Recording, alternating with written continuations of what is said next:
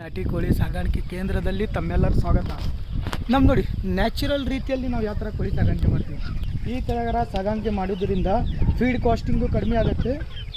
ನಿಮಗೆ ಮರಿ ಕೂಡ ನ್ಯಾಚುರಲ್ ಆಗಿ ಗ್ರೋತ್ ಆಗುತ್ತೆ. ನೋಡಿ ಯಾವ ಥರ ಇದ್ದಾವೆ ನಾಟಿ ಕೋಳಿಗಳು, ಒಳ್ಳೆ ಕ್ವಾಲಿಟಿಯಲ್ಲಿ ಬೆಳೆಸ್ತಾ ಇದ್ದೀವಿ. ರೈತರಿಗಾಗಿ ಮಾತ್ರ, ಯಾವುದೇ ಪಾಜೆಂಟ್ ಏನೂ ಇಲ್ಲ. ಫಾರ್ಮರ್ ಟು ಫಾರ್ಮರ್, ರೈತರಿಗಾಗಿ ರೈತರಿಗೋಸ್ಕರ ಬೆಳೆಸ್ತಿರುವ ಮರಿಗಳು ಪೂರ್ತಿ ನ್ಯಾಚುರಲ್. ನೋಡಿ ಒಂದು ತೋರಿಸ್ತೇನೆ ನೋಡ್ಬೇರಿ, ಪೂರ್ತಿ ನ್ಯಾಚುರಲ್ ರೀತಿಯಲ್ಲಿ ಬೆಳೀತಾ ಇರುವ ಮರಿಗಳು.